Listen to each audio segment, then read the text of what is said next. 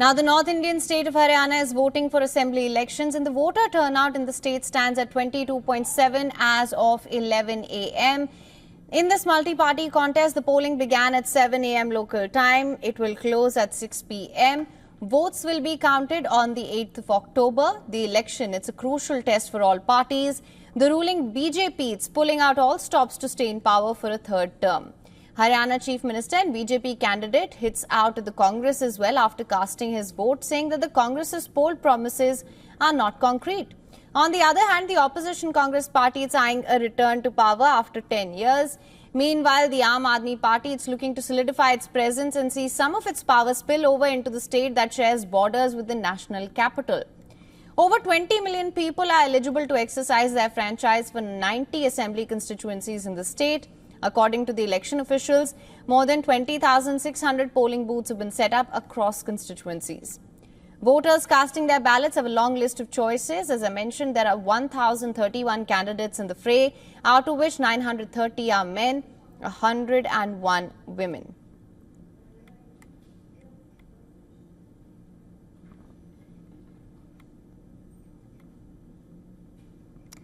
For more on this, we're now being joined live by correspondent Dharamjot Kaur from Haryana. Thank you so much for joining us. Dharamjot, now I wanted to understand, so far we've seen that there's been a 22.7% voter turnout. This was, of course, as of 11 a.m. We already know 90 assembly seats are up for grabs.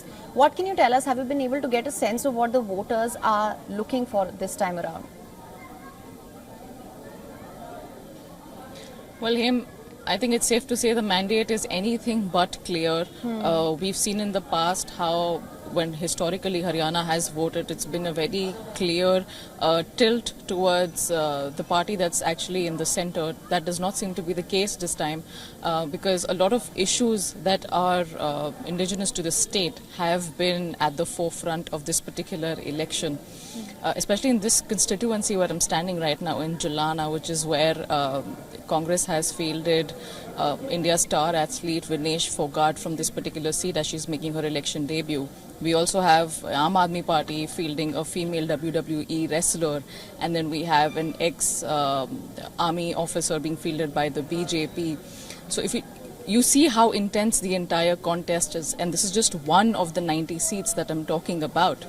So there is no particular way of saying if there is any sway at all. But what I can say with a certain level of surety at this point is that there is no clear mandate that can be assured, at least for the ruling party, because of a simmering anti-incumbency emotion that has been present in Haryana, at least for the last couple of years.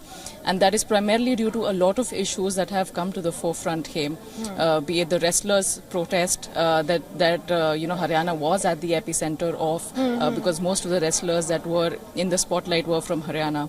And then we also have, a simmering farmers issue, given that Haryana is a major agrarian state. So a lot of concerns on that front remain unanswered. So how these issues pan out in terms of, the voters, whether they're going to trust the incumbent BJP, whether they're going to hand the mandate back to Congress after 10 years of keeping them out of power, that's going to be something to watch out for him. Right, Dharamjot, just to, of course, there's a lot up in the air at the moment, but just to understand this better and get a better sense of what's happening, it's been dubbed as a tight race between the Congress and the BJP. What are some of the key battlegrounds to look out for still?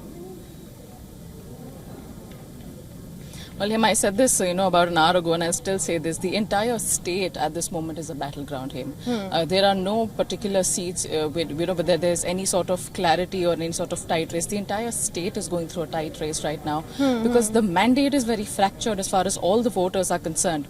Usually, historically, we tend to see that the rural areas of the state have voted in a slightly different manner. The urban areas vote in a particularly different manner. We've also seen a very clear fault line between how the Jat versus the non-Jat votes are bifurcated in this particular state. But this time, the entire air, in Haryana is more about the issues.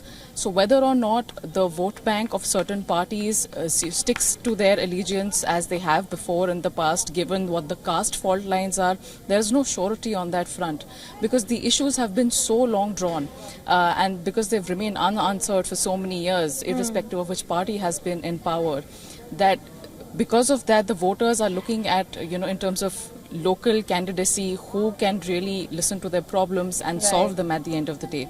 There's a lot, not just issues of particular occupational communities like farmers or wrestlers. There are a lot of other issues that concern the entire state, such as water. Drinking water is a huge problem. Its contamination is causing a lot of diseases and a lot of long-term illnesses for people in the rural areas of Haryana. Okay. We also have other issues like unemployment, especially in non-agriculture sectors. That is a huge problem for Haryana's youth. So given that a lot of these issues have remained unanswered and haven't been solved to the satisfaction of Haryana's voters, it remains to be seen how that mandate goes. And I think it's going to be up to the regional parties in Haryana, Heme, who will end up becoming the king makers if no one particular national party, either the BJP or the Congress, gets a clear mandate. All right. Well, Dharmjot, thank you so much for bringing us the latest on this. Of course, we'll continue to monitor all the trends going forward as well. For latest news, download the WION app and subscribe to our YouTube channel.